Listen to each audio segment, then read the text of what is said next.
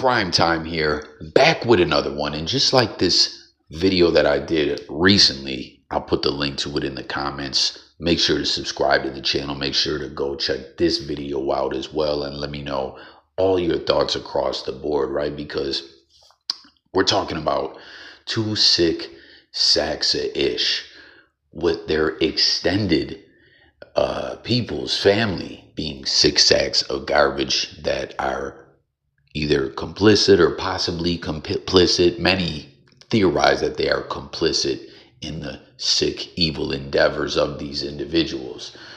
We're talking about my previous video, Jennifer Soto. How is she not in custody? Are the cops playing the long game? I don't know. I talk all about it in that video. Again, link in the comments. Go check it out. But here in this one, just like that situation, you know, everyone, I think damn near across the board agrees that she should be locked up.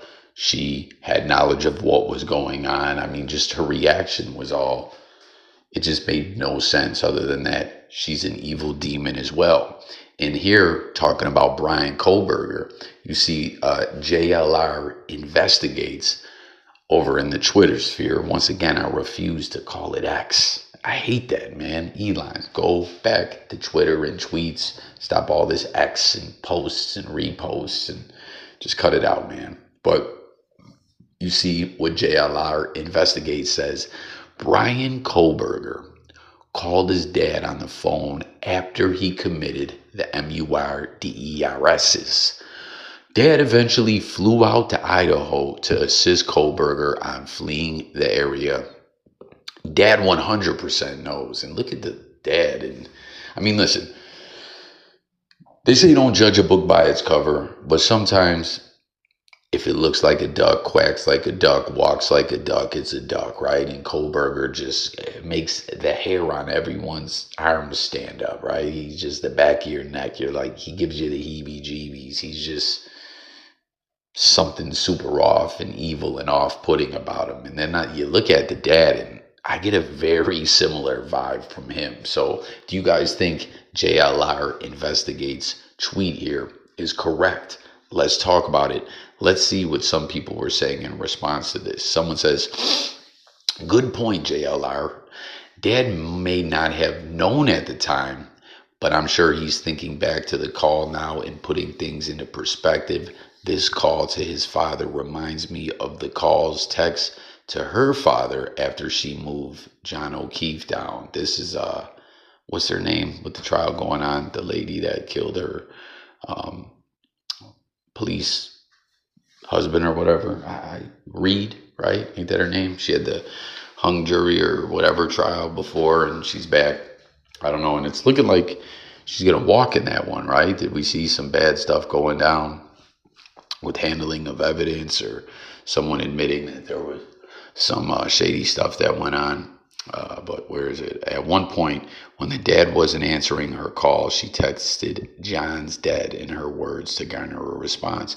Another case too, with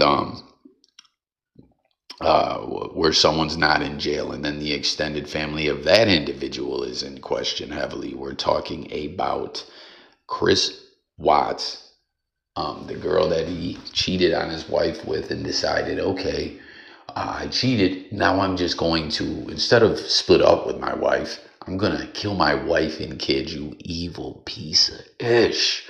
Remember, everyone's like, whoa, was she complicit in any way, helping him get away with things or what? There's theories she was doing witchcraft, but her father, I think, had law enforcement connections and he got her up out of there quick. They never properly sweated her out. JLR Investigates responded and said, I think Dad is in on it. Dad called out the prosecutor after court the other day. Someone says on KR, yes, that's Reed, the trial we were just talking about with the husband cop, right? Not sure about Kohberger case, though. Not trying to be rude, but I don't think Kohberger's dad is mentally capable of being able to hide, quote unquote, his son. He seems very aloof. Not that he's a bad guy, just aloof and could never contemplate that this evil son could go this far. I feel bad for him. So what do you think? Is he just aloof? Do you think he's not one and the same with his twisted, demented son, or what? JLR Investigates responded to that and said, Kohbergers are a really weird family. His mom, dad, and Bryan all work together at the school. His mom obsessed with Bundy's case, another unsolved MURDER near their old home in the woods. Sister with slasher films. No social media presence on parents ever. Neighbors told me they are dark and creepy. Pizza lady down the street told me they come. And it's like the Addams Family. Jesus. What's that one movie? The Burbs. With Tom Hanks. Where it's like the Addams Family moves to town and they really are what it seems like. It looked quacked, all that like a duck, and it was a bunch of ducks. So, you know, his family personally, someone says to JLR Investigates, like, he's tripping or something. So I don't know. There you have it. Just wanted to run that by everyone and see what you guys think, as well as these other individuals with parents or family members involved in their cases, or did they just have knowledge or whatever, man? What say you? Leave it in the comments. Subscribe to the channel. Stay tuned for more true crime and crime news and content. I'm out of here. Peace.